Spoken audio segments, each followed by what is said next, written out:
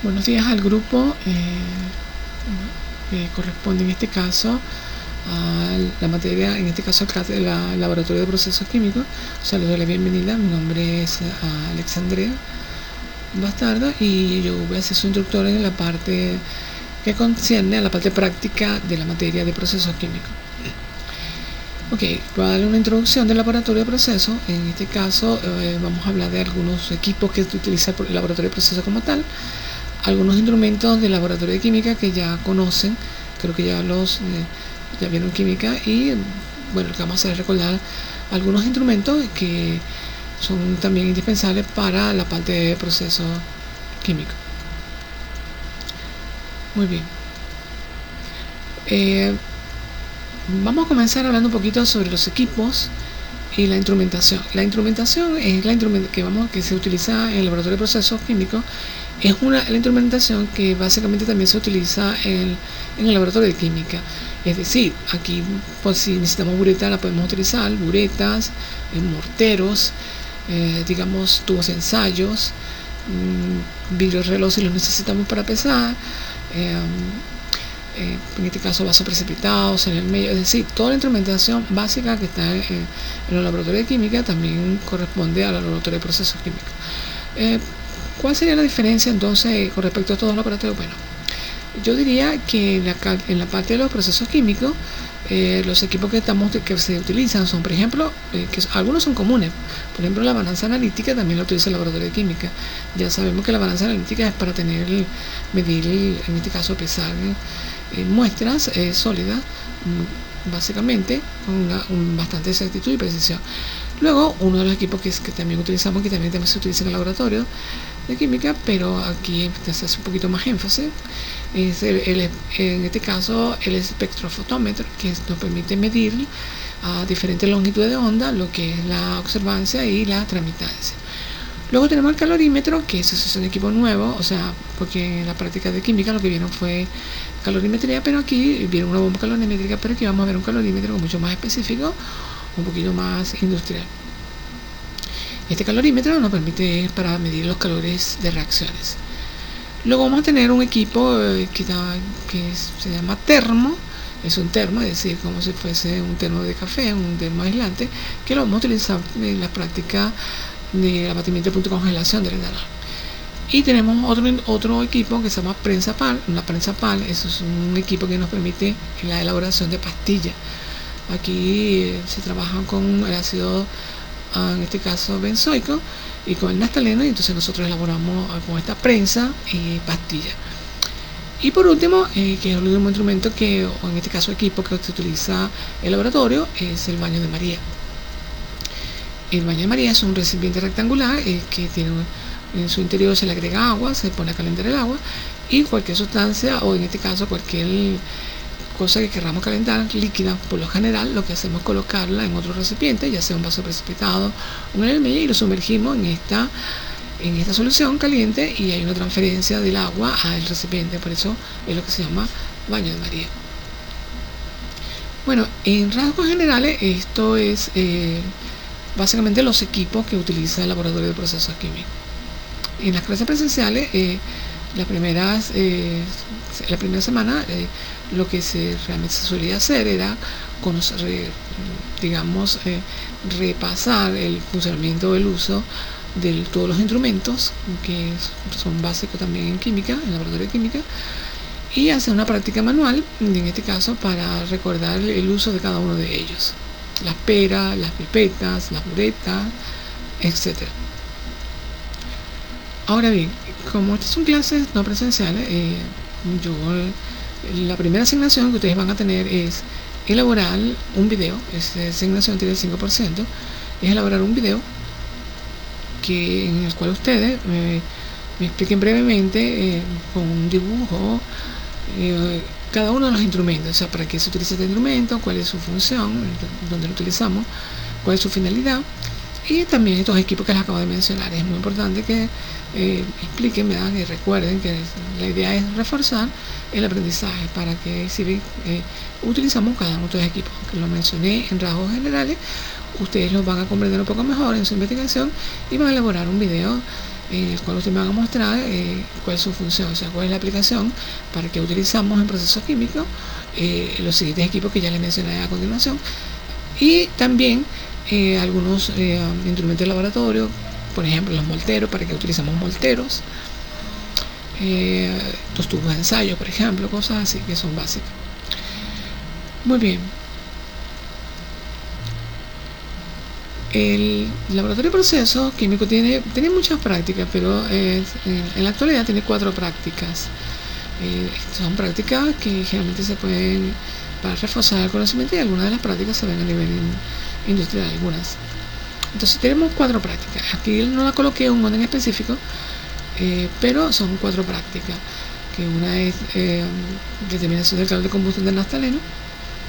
Aquí vamos a utilizar el calorímetro y vamos a utilizar reactivos como el ácido benzoico y el naftaleno. Luego continúa el estudio de la cinética de oxidación del etanol por medio de la espectroscopia visible. Aquí vamos a utilizar el baño de María, por eso fue que es importante que les mencioné ese equipo, el baño de María, y vamos a utilizar el espectrofotómetro.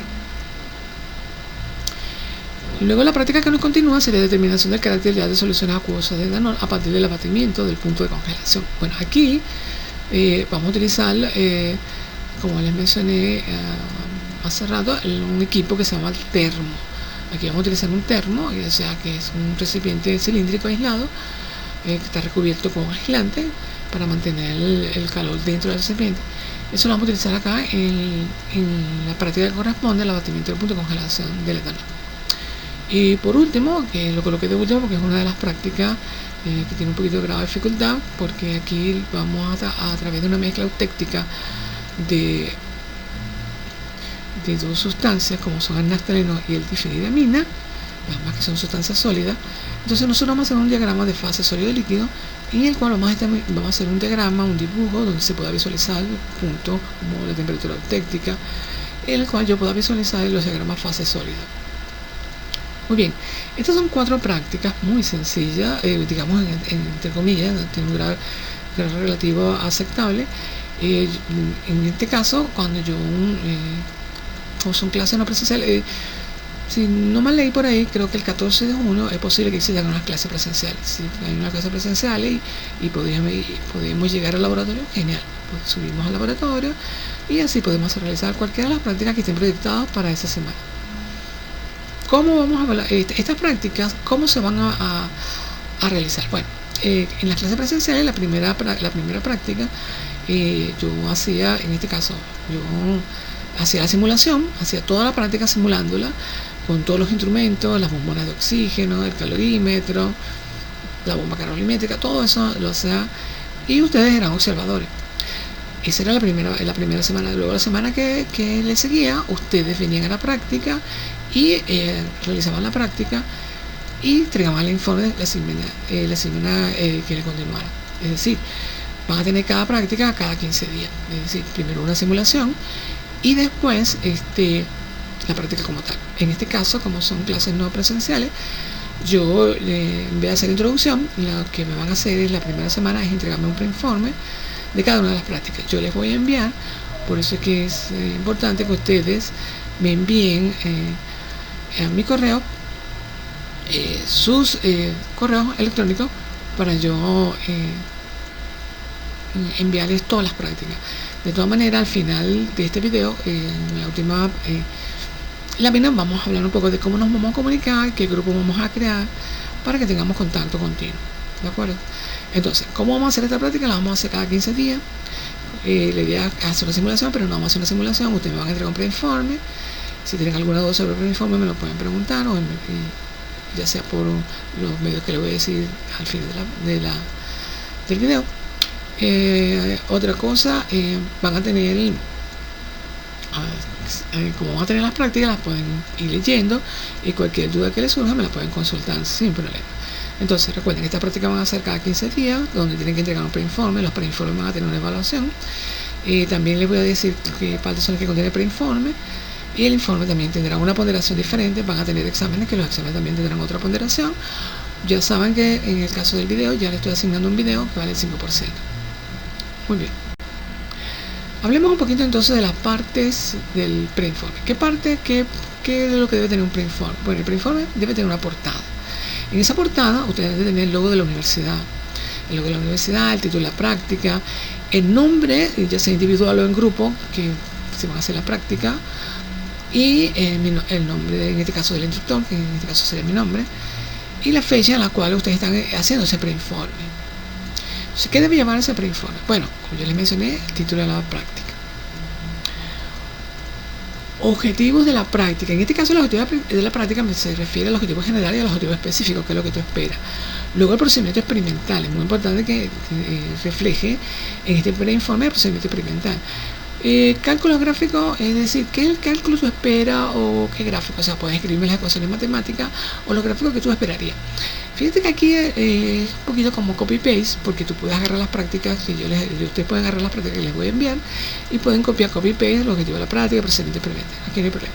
Los cálculos gráficos sí sería un poquito que leyeran y colocar entonces qué es lo que esperan en esa práctica como tal.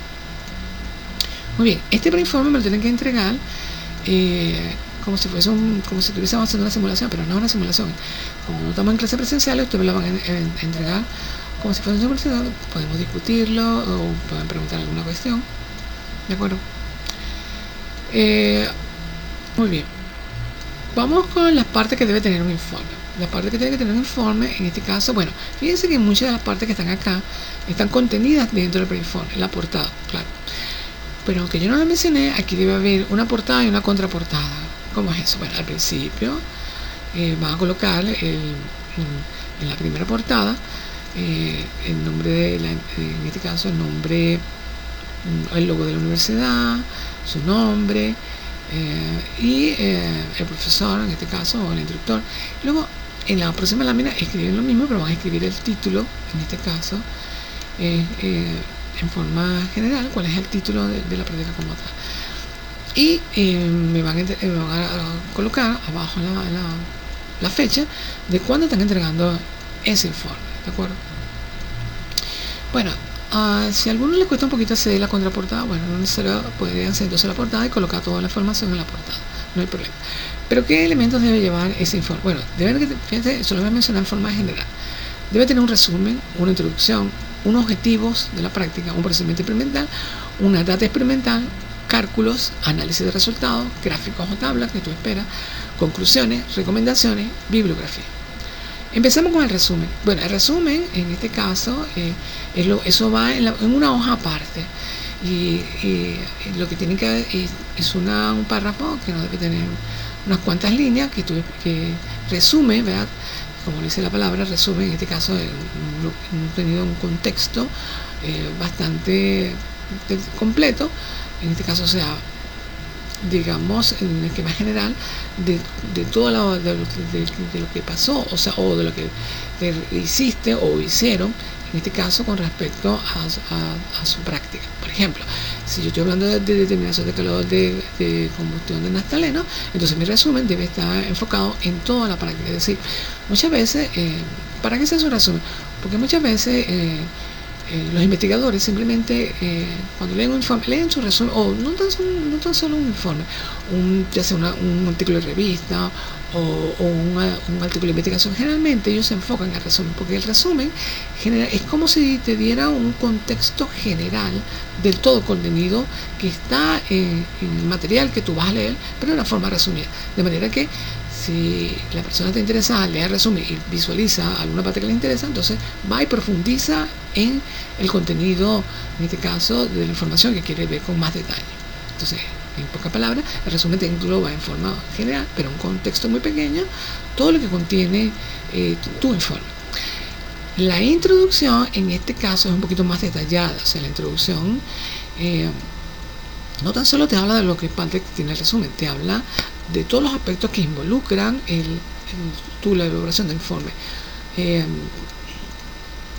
¿Qué parte? O sea, por ejemplo, si hablo de determinación del calor de combustión del naftaleno, cuando yo hablo de introducción, debo hablar debo hablar en forma general de ese informe, es decir, que el objetivo era tal, es decir, no es como repetir, digamos, es como hablar un poco más de la estructura que tiene tu informe. Es como si tuviese una estructura, porque hay una parte donde tú tienes que hablar de los objetivos específicos, los objetivos generales. Pero entonces la introducción es como te engloba en una forma general la metodología que utilizaste, digamos, algún aspecto que involucre el análisis que tú llegaste, por ejemplo, o las conclusiones. O sea, te engloba, te introduce en un poquito más amplio que el resumen, pero abarcando un poquito con más detalle, es decir, un poquito más en la metodología, el marco metodológico que estás utilizando, el procedimiento que utilizaste para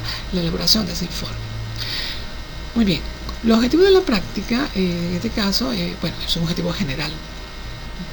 ¿Cuál es el objetivo de la práctica? Y los objetivos específicos, bueno, ¿cuáles son aquellos objetivos que me permitieron lograr mi objetivo general? Bastante sencillo esa parte. El procedimiento experimental. Aquí, si el procedimiento experimental no cambió, bueno, por ejemplo, aquí no va a cambiar un poco, no va a cambiar, a menos que yo lo diga cuando yo les envíe la información, porque la data experimental yo se las voy a enviar. Pero si el procedimiento experimental no cambió, simplemente un copy-paste y lo arrastra de la otra parte, no hay problema. La data experimental, sí, la data experimental debes incluirla dentro del informe. Esa data experimental la puedes incluir en la parte de los anexos, ¿verdad? Porque es una data experimental. Entonces tú la incluyes en los anexos, pero es importante porque es todo lo que engloba lo que se obtuvo en la práctica, cuando se hizo la experiencia. Claro, en este caso usted va a colocar toda la información que yo les estoy enviando de estudiantes que presentaron sus informes cuando hicieron esa parte experimental. Los cálculos, bueno, los cálculos son básicamente todo el desarrollo matemático que tienes que hacer para obtener las variables o los valores de las variables que se piden en cada una de las prácticas. En este caso, que es lo que por ejemplo, aquí es importante que tú me digas cuánto es el valor del pi del calorímetro. Entonces eso es un cálculo matemático que hay que desarrollarlo y especificarlo muy detalladamente. Y cuando lleguemos al análisis de resultados, bueno, aquí es como hacer una breve descripción, no una breve descripción, digamos que es como que agarrar esos datos que tú obtuviste, agarrar esos cálculos con esos datos que obtuviste, analizar, ¿verdad? Si toda la información que tú obtuviste o todos tus cálculos se compagina, o sea, que tienen una fiabilidad o una confiabilidad. Es decir, discutir un poco es como agarrar y abrir en pedacitos cada uno de esos contenidos y después verificar realmente si la parte experimental tiene una cierta correlación con la parte teórica. A eso lo digo, la parte experimental, la parte teórica. Y los gráficos de la tabla, bueno, lo coloqué aquí porque en muchas de las prácticas se obtienen gráficos o hay que elaborar tabla, entonces esto se tiene que estar dentro de mi informe. Y por último, las conclusiones. Bueno, esas conclusiones simplemente es lo que tú llegas, pero las conclusiones tienen que estar basadas en función de tus objetivos específicos.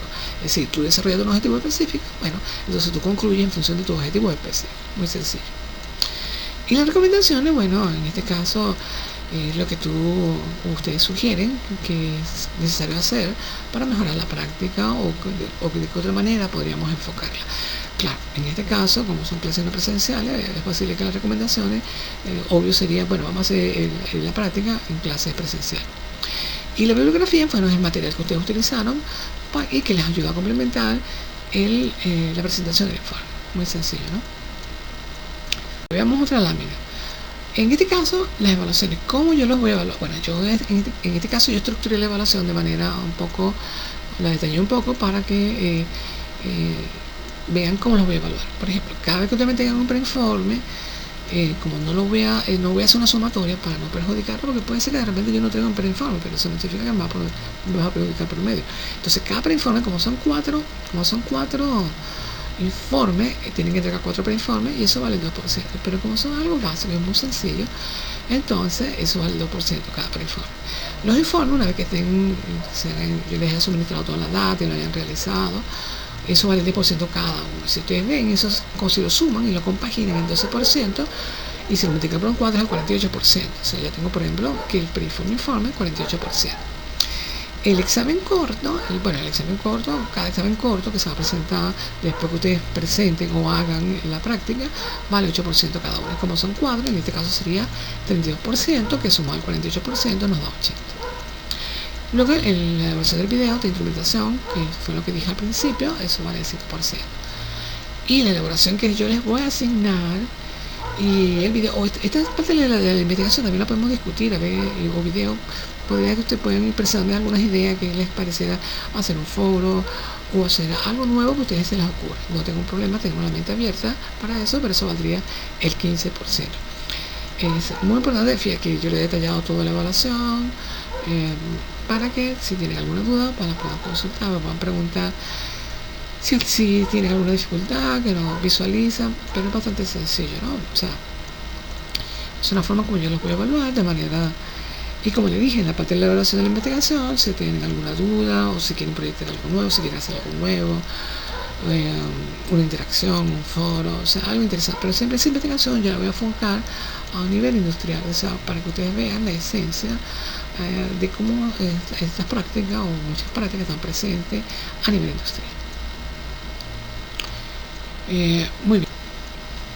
Muy bien. Ahora vamos a hablar de algunos, vamos con esta práctica y vamos, esta lámina, y vamos a hablar de algunas herramientas. ¿Qué herramientas vamos a utilizar para comunicar? Bueno, vamos a utilizar WhatsApp, Telegram, Flipgrid. Yo voy a crear un grupo en WhatsApp y en Telegram. Y se los voy a enviar a ustedes para que ustedes después se anexen a esos grupos. O podríamos también utilizar Flipgrid, no hay ningún problema. Mi correo es el que está aquí abajo, ¿verdad? Con este correo me pueden enviar sus correos a este correo para yo enviarles toda la información que ustedes requieren, para yo poder enviarles todas las prácticas. Este es un laboratorio muy interesante a nivel presencial, pero también les podría servir de investigación a nivel no presencial. Pero procuremos que si es posible y Dios nos permite, entonces a partir del 14 de junio podremos hacer algunas prácticas. ¿De acuerdo? Entonces, ¿cuál va a ser nuestro medio de comunicación? Bueno, vamos a utilizar WhatsApp, vamos a estar siempre en contacto, ya sea por WhatsApp, Telegram. Yo digo WhatsApp, Telegram, porque, o Flipgrid voy a utilizarlo para enviarme de repente su investigación. Claro, vamos a utilizar M7, siempre tenemos que tener evidencia en M7, entonces ustedes siempre van a tener que estar enviando toda la información por M7. Y si tienen alguna duda, me la pueden consultar y vamos a procurar hacer siempre un feedback sobre alguna de las dudas que se les presente, porque no es fácil una clase no presencial a una clase presencial, ¿de acuerdo? Bueno, si tienen alguna observación, si algo, háganmelo llegar a través de, ahorita déjenme crear el grupo, cuando cree el grupo WhatsApp o el Telegram, y yo se le envío la información y entonces pues vamos a estar constantemente comunicando, ¿de acuerdo? Porque la plataforma que vamos a utilizar es la plataforma M7, y yo siempre le voy a estar enviando videos para comunicarnos. Y vamos a alguna clase sincrónica, vamos a ver cómo la conectamos, ya sea por Zoom, vamos a utilizar otra herramienta para yo visualizarlo, hablar un poco así, y si alguna duda tienen.